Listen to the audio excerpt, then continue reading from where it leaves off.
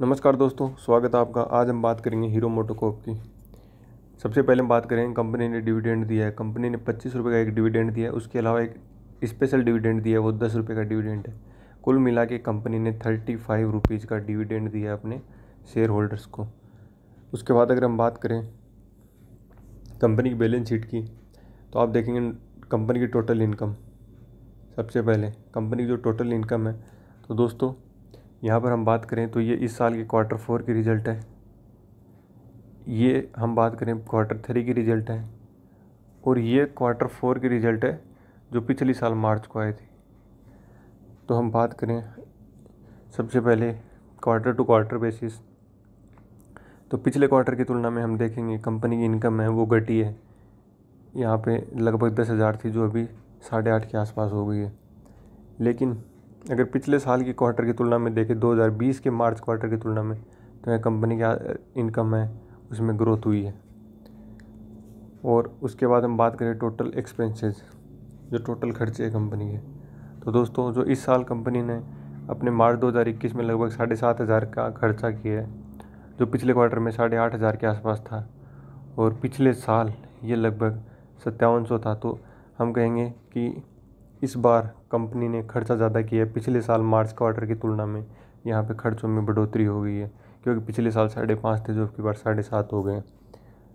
और उसके बाद अगर हम बात करें प्रॉफिट की, तो नेट प्रॉफिट आप देखेंगे, नेट प्रॉफिट यहाँ पे लगभग 864 रुपये है, और जो पिछले साल लगभग 620 रुपये थे। यानी एक साल पहले 620 करोड़ का प्रॉफिट था कंपनी को, जब की बार 864 हो गया है। लेकिन पिछले क्वार्टर की तुलना में देखिए, दिसंबर क्वार्टर की तुलना में प्रॉफिट घटा है, क्योंकि दिसंबर में ये लगभग 1100 करोड़ के आसपास था, और ये अभी 850 करोड़ हो गया है। तो हम कहेंगे कि दिसंबर क्वार्टर की तुलना में जो मार्च इस क्वार्टर का रिजल्ट आया, इसमें प्रॉफिट कम हुआ है। लेकिन मार्च 2020 के क्वार्टर की तुलना में इस बार है जो कंपनी ने 200 करोड़ का प्रॉफिट ज़्यादा कमाया है। अब बात करें हम year two year basis comparison की। ईयर टू ईयर बेसिस यदि आप नेट इनकम देखना चाहोगे, तो दोस्तों ये year two year basis net income, तो यहाँ आप इजीली देख सकते हो कि 2021 में कंपनी ने जो इनकम कमाई है वो 31,380 है, जो पिछली बार है वो 29,500 थी।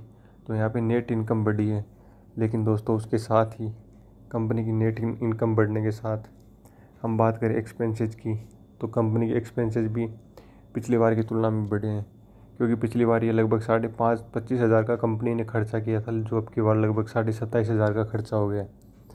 उसके बाद अगर हम बात करें कंपनी के जो नेट प्रॉफिट की, कंपनी का net profit year two year basis अगर आप देखेंगे तो काफ़ी घटा है, क्योंकि पिछली साल मार्च 2020 में जो फाइनेंशियल ईयर था उसके अंदर 3633 का प्रॉफिट था, जो अब की बार चारों क्वार्टर का मिला के लगभग 2,964।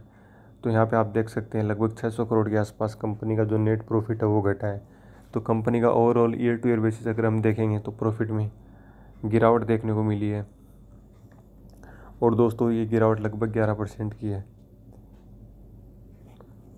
तो इसके साथ हम कह सकते हैं कंपनी ने डिविडेंड दिया, लेकिन ऑटो सेक्टर में जो मंदी आई थी पिछले साल कोरोना के कारण, उसने इसको काफ़ी अफेक्ट किया है, और उसी के चलते कंपनी का ये रिजल्ट रहा है। लेकिन दोस्तों अगर हम देखें लॉन्ग टर्म के लिए कंपनी काफ़ी अच्छी है, और हम इसमें अपना इंस्टॉलमेंट के रूप में थोड़ा थोड़ा अमाउंट दे सकते हैं। आने वाले टाइम में कंपनी हमें अच्छा रिटर्न दे सकती है, क्योंकि रिजल्ट कई बार अप एंड डाउन हो सकते हैं।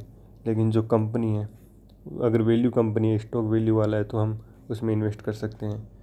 थैंक यू दोस्तों, कीप सपोर्टिंग।